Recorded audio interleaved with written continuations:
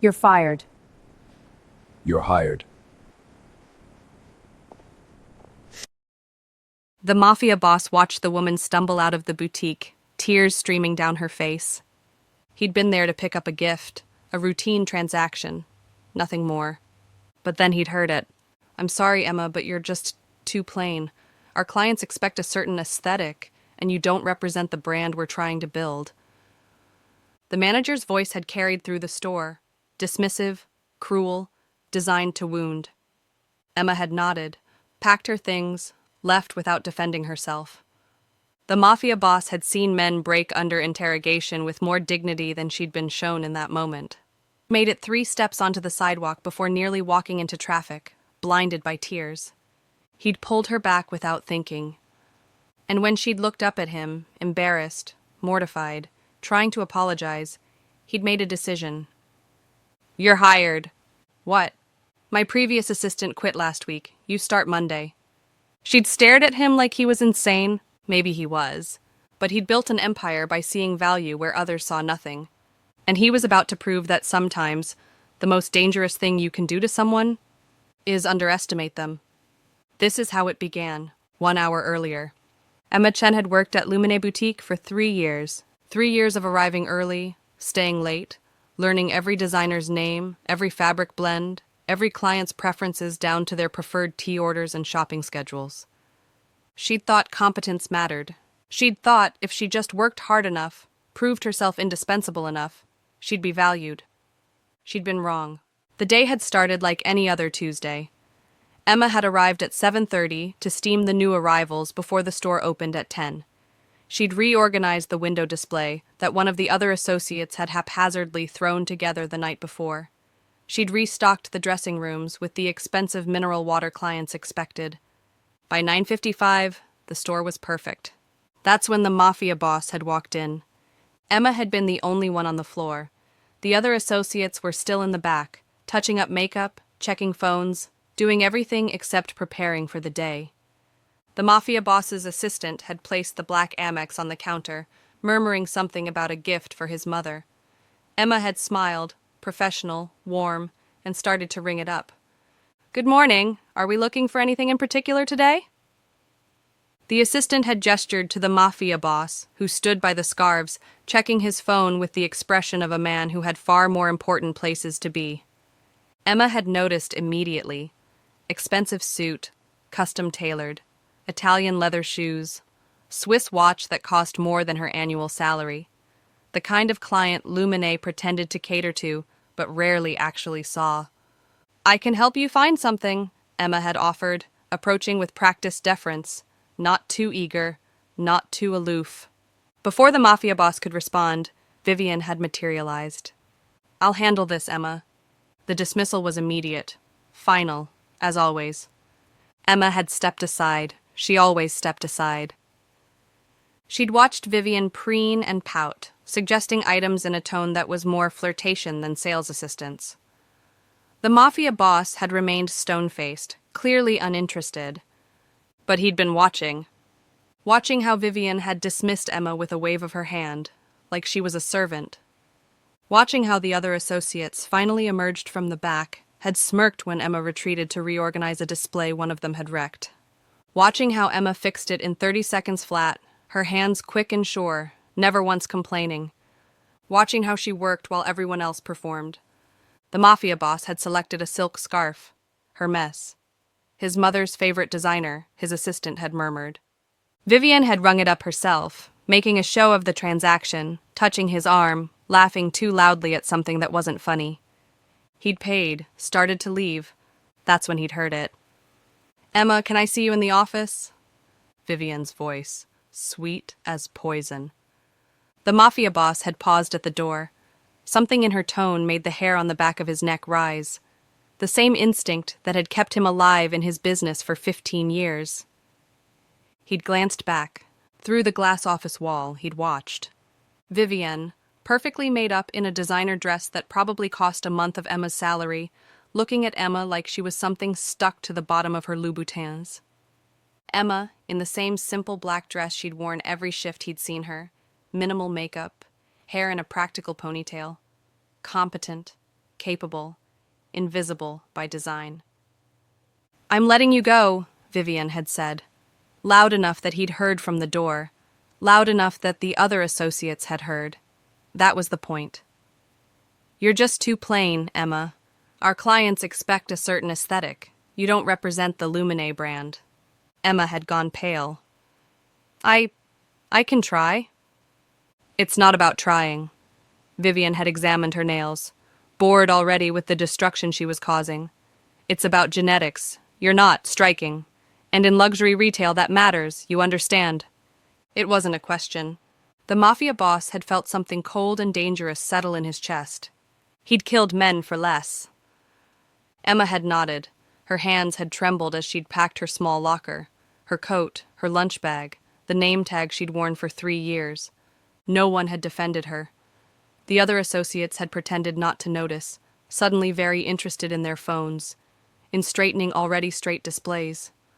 Cowards, all of them. Emma had walked out the back exit, head down. The Mafia Boss had followed, his assistant hurrying to keep up, confused by the sudden change in direction. Emma had made it 3 steps onto the sidewalk before the tears started. Blinded, she'd stepped off the curb without looking. The car would have hit her. The Mafia Boss saw it before she did, the sedan running the red light, the driver on his phone, not looking. The Mafia Boss's hand had closed around Emma's arm, yanking her back with more force than necessary. Emma had gasped, stumbled into his chest, looked up with red-rimmed eyes. For a moment they'd stood there, his hand on her arm, her face inches from his, the world rushing past them. "I'm so sorry. I wasn't," she'd tried to pull away, mortified. "I wasn't looking. I'm sorry. Thank you." He'd held firm. "You just got fired." You heard?" Fresh tears. God, this is so embarrassing. For being too plain. Emma had flinched like he'd struck her. "Yeah, apparently I don't represent the brand." The Mafia Boss had studied her, oval face, dark eyes that would be striking if she'd let herself be seen, straight black hair, small frame, nothing about her screamed for attention, which meant most people never looked close enough to see the sharp intelligence in her eyes, the careful way she moved, the quiet competence that had reorganized that display in 30 seconds while Vivian had been busy trying to charm him. "You're hired," he'd said. Emma had blinked. "What?" "My executive assistant quit last week. I need someone who actually works instead of decorating a desk. You start Monday." I don't even know who you are." He'd pulled a business card from his pocket. Simple. Expensive cardstock. Just a name and number. Emma had stared at it. Alessandro Dante. "You worked there 3 years," he'd said. "Never complained. Never caused drama. Fixed other people's mistakes without taking credit. That's rare." "You don't know that. You don't know anything about me." "I know enough. I know you were the only one in that store actually working. I know you know luxury brands, client service, and discretion. That's all I need." "But I'm too plain to represent a brand, remember? Bitter, broken." The Mafia Boss had tilted her chin up with one finger, forced her to meet his eyes. "You're not too plain. You're too competent. That's why she fired you. People like her don't fire incompetent people. They fire threats." Emma's breath had caught. "You were a threat?" she'd whispered. "You made her look bad just by existing, by working while she performed, by being everything she pretends to be." "I don't understand." "Monday, 9 a.m., this address." He'd pressed the card into her hand. "Don't be late." He'd walked away before she could argue. Behind him, he'd heard her whisper, "Who are you?" Monday arrived with rain. Emma stood outside the building at 8:45 a.m., staring up at 40 floors of steel and glass. The card had said 9th floor. She'd Googled the name on the card. Alessandro Dante, import/export, estimated net worth, undisclosed. The photos showed a man in expensive suits at charity events. Always alone. Always with that same controlled, unreadable expression. She'd almost not come. Had spent the weekend convincing herself it was a cruel joke. Some elaborate setup. Rich men didn't hire retail workers they'd met once. didn't offer jobs to women who'd just been publicly humiliated, but she had $847 in her bank account and rent due in 2 weeks. Pride was a luxury she couldn't afford. So she'd put on her best interview outfit, black pants, white blouse, blazer from a discount store that looked almost expensive if you didn't look too close, and walked through the revolving door. The lobby was marble and money. Everyone looked important. Emma felt invisible again, but this time it felt like armor. At the ninth floor reception, a woman in her 50s with perfectly styled silver hair looked up from her computer. Her suit was impeccable. Her expression was neutral, but assessing. "Can I help you?" I have an appointment. Emma Chen?" The woman's eyebrows rose. "You're the new assistant." Not a question, a statement. Like she'd been briefed. Like everyone here already knew about Emma before she'd even arrived. Yes?" The woman's expression softened slightly, almost imperceptibly. "Mr. Alessandro Dante office is through those doors. He's expecting you. Don't be intimidated. He's exacting, but he's fair." Emma wanted to ask what that meant, but the woman had already returned to her screen. Emma walked through doors that probably cost more than her car. Heavy, perfectly balanced, the kind that whispered money in every detail. The office beyond was all windows and dark wood and quiet power. Floor-to-ceiling glass overlooking the city. Bookshelves lined with what looked like first editions. Art on the walls that might have been originals. This wasn't just an office. It was a statement. The Mafia Boss sat behind a mahogany desk, reading something on his phone. He didn't look up. "You're early. You said 9. It's 8:58. Most people would interpret that as 9-ish. You interpreted it as, be there before 9. He set the phone down, looked at her. "Good." Emma shifted, unsure where to look, what to do with her hands. "I Googled you." "And?" "Import/export doesn't usually have 40 floors of offices." "It does when you import and export correctly." A pause. "Are you going to ask what I really do?" "Will you tell me the truth?" The Mafia Boss smiled. Actually smiled. "No." "Then there's no point asking." He stood, walked to her, circled slowly, assessing. Emma forced herself not to fidget. She'd been evaluated her whole life, for her face, her body, her worthiness to exist in spaces. This was just another appraisal. "You don't scare easily," he observed. "I got fired for my face. This is just a job interview. Comparatively, low stakes." "It's not an interview. You're already hired. This is orientation."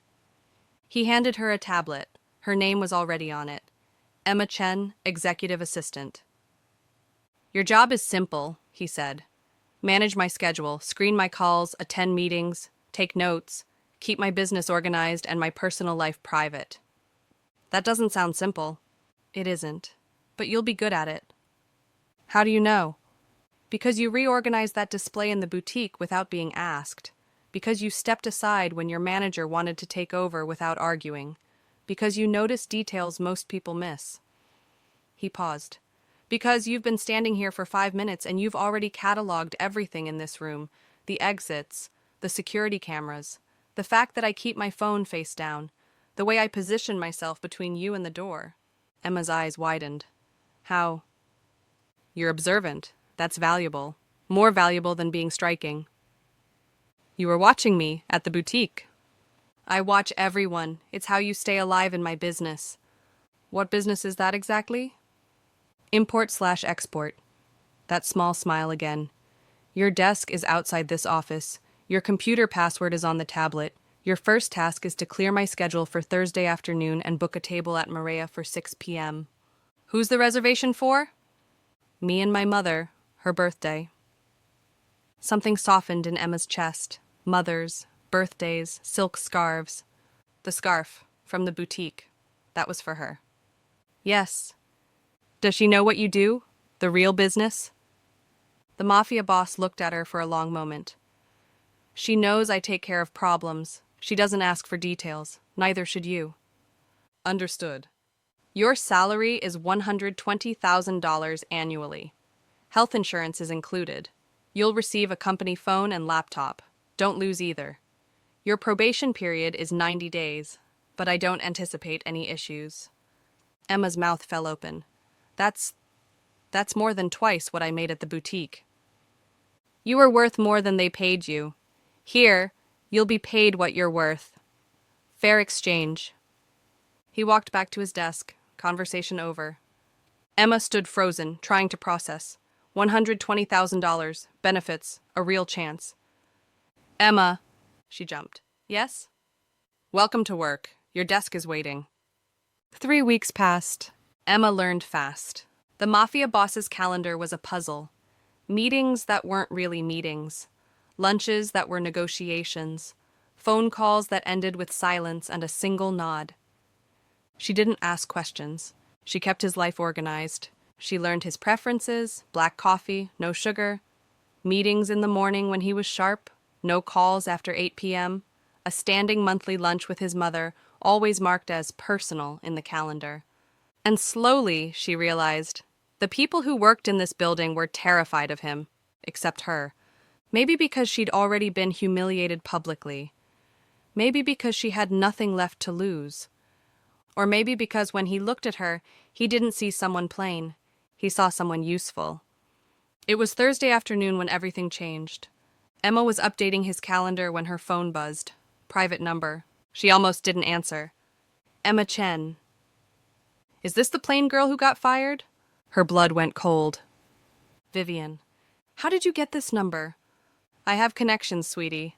I wanted to see where you landed. Imagine my surprise when I found out you're working for Alessandro Dante. A pause, pregnant with implications. You should come back to Lumine. We have an opening. I'm employed. As what? His charity case? Vivian's laugh was sharp. Everyone knows what men like him want from girls like you, and it's not administrative skills.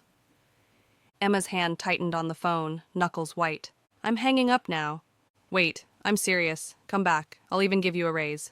$35,000. That's generous, considering. I make more than 3 times that here. Silence. Then, he's paying you 6 figures to answer phones? What are you really doing for him, Emma?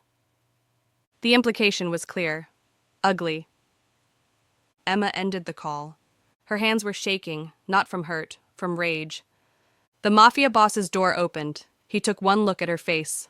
Who called? No one. Wrong number. Emma? His voice. Quiet. Absolute. The voice that made grown men confess to things they'd sworn to take to their graves. She looked up, met his eyes. My old manager, from the boutique. What did she want? To offer me my job back, for $35,000, and to imply I'm sleeping with you for my salary. Something dangerous flickered in the Mafia Boss's eyes. Something cold and final. What did you tell her? I hung up. Good. He returned to his office, closed the door. Emma tried to focus on work, but her hands still trembled. $35,000, like it was a favor, like she should be grateful. 10 minutes later, the Mafia Boss emerged, putting on his jacket. Where are you going? To handle something, hold my calls. What kind of something? He looked at her. The kind you don't need to know about. Yet. He left.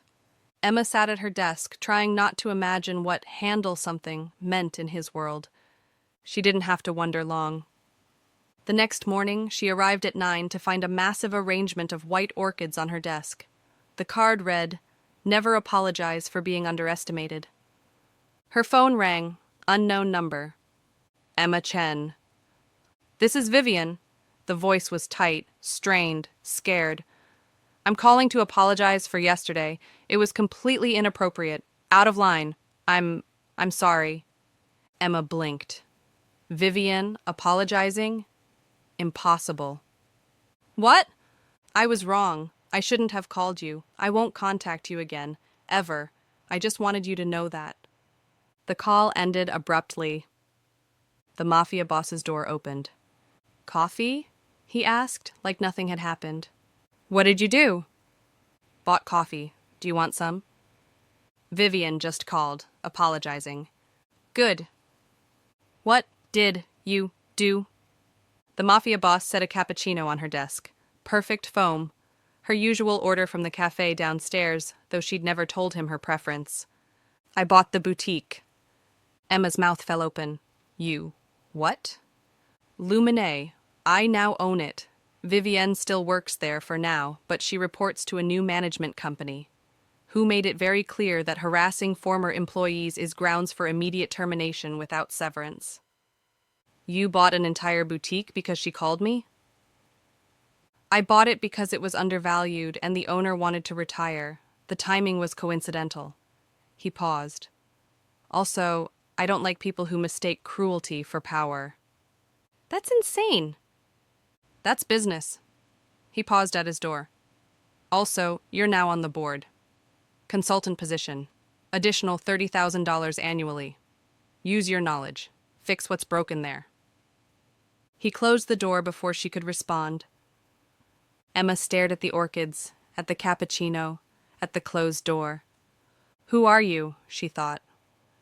And for the first time in her life, Emma Chen smiled. Not because someone had rescued her, but because someone had seen her, really seen her, and decided she was worth investing in. 6 months into the job, Emma had transformed. Not her appearance. She still wore simple clothes, minimal makeup, kept her hair in a practical ponytail. She'd learned that being underestimated was an advantage, not a limitation. But her presence. She walked into rooms now and people noticed. Not because she was striking, because she was competent, because she spoke with quiet authority, because when she said something would be handled, it was handled. Because she'd learned to wield her invisibility as a weapon. People said things in front of her they'd never say in front of someone they noticed. She collected information like others collected art. The Mafia Boss's business ran smoother. His calendar was optimized down to 15-minute increments. His meetings started and ended on time. She'd mastered the art of the gentle interruption, the tactful exit strategy. Problems were solved before they reached his desk. She'd built a network of contacts, learned who to call for what, memorized preferences and quirks, and the invisible hierarchies that governed his world. And Emma had learned to read him like she once read luxury brands and client preferences. The slight tightening of his jaw meant someone had lied. The way he drummed his fingers on his desk meant he was calculating odds, running scenarios. The rare smile meant someone had impressed him. She'd impressed him often. In the beginning, she'd documented it all, kept notes, tracked patterns. Now it was instinct. She knew when to speak and when to stay silent, when to push and when to retreat, when to handle something herself and when to escalate it to him. She'd stopped being an assistant 3 months ago. Now she was his right hand. It was a Tuesday when he called her into his office. "Close the door." Emma's heart jumped. Those words usually meant something serious, a problem, a complication. She closed it. The Mafia Boss stood at his window, hands in his pockets, looking out at the city below. The sun was setting, painting everything gold. "Do you know what I do, Emma? Import/export? Do you know what I really do?" She hesitated. They'd danced around this for 6 months. "I have theories." "Share them." Emma took a breath. "You're connected to organized crime, probably logistics, moving things that can't be moved legally. You launder money through legitimate businesses. You have enough power that people fear you, but enough legitimacy that you operate openly. You're transitioning, moving toward legal operations. That's why you hired me." He turned, looked at her. "You've known this for 6 months and never said anything." "It's not my business." He walked closer. "Why didn't you quit when you figured it out?" "Because I was fired for being plain. You hired me for being competent. That's the first time anyone's ever valued the right thing about me." The Mafia Boss studied her face. "Are you afraid?" "Of you? No."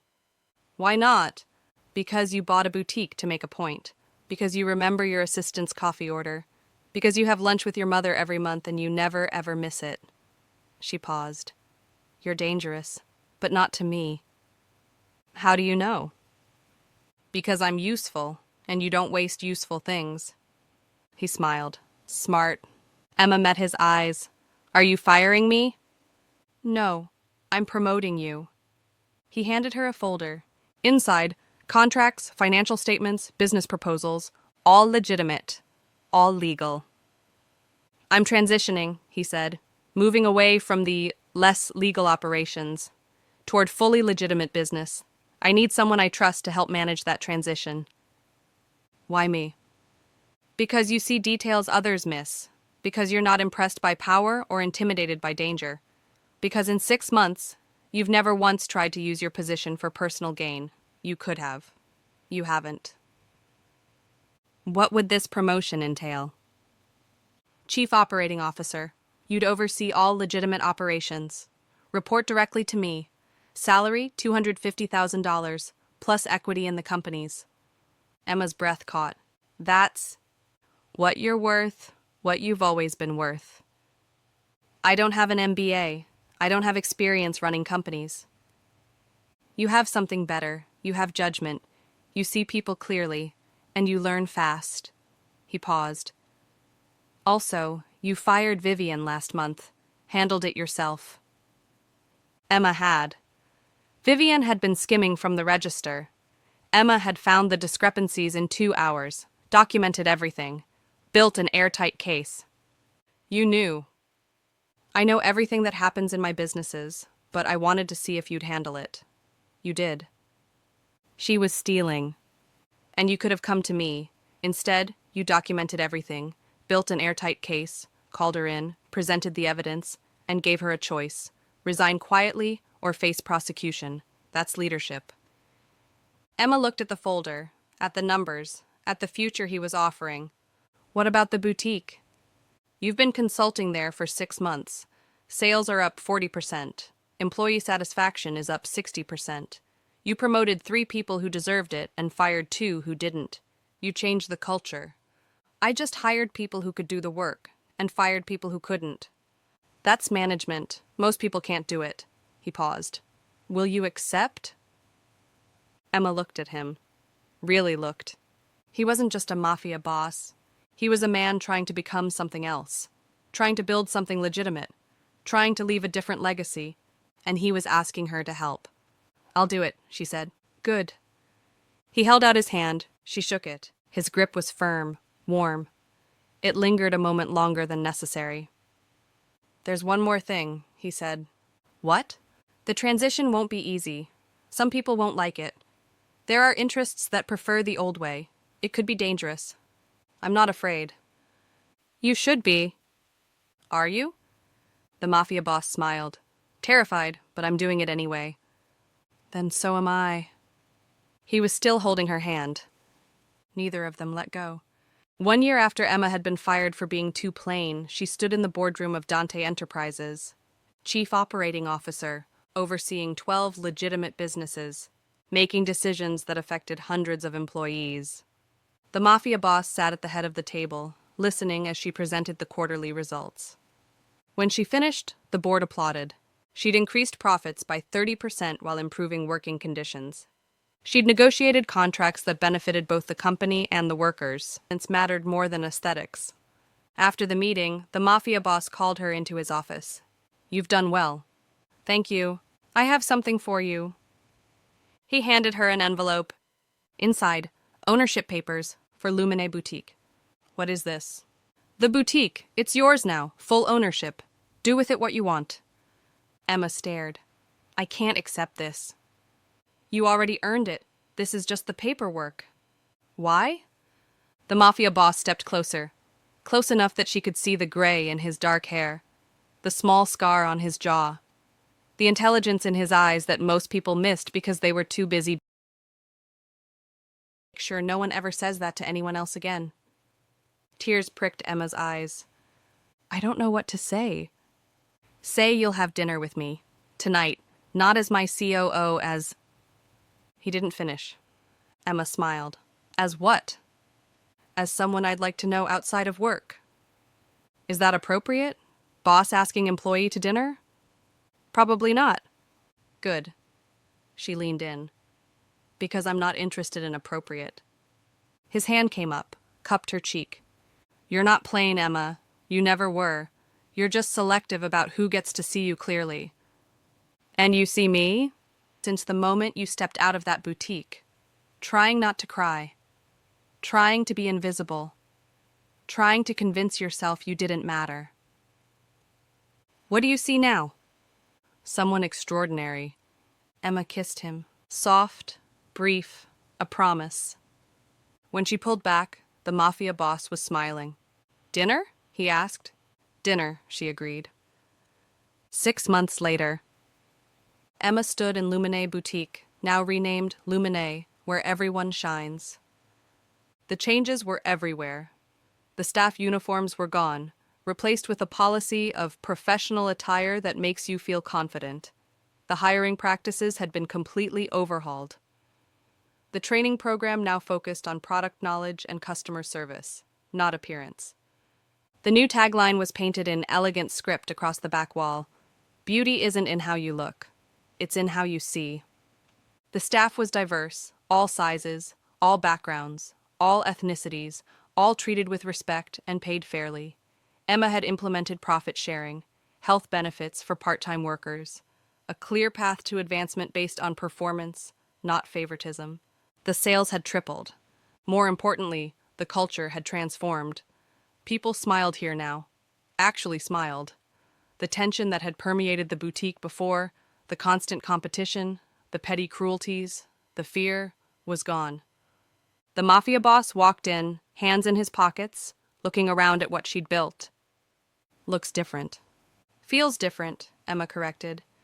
She gestured around the space. Same location, same building, everything else is new. He pulled her close, kissed her temple. You kept the name. I wanted to reclaim it, not erase it. Lumine can mean something different now. Proud of you. Couldn't have done it without you. Yes, you could have. I just sped up the timeline. He paused, looking at her seriously. You built this, not me. I just gave you the tools. Emma laughed softly. You gave me the chance. That's everything. A young woman approached, nervous, probably 19 or 20, clutching a crumpled resume.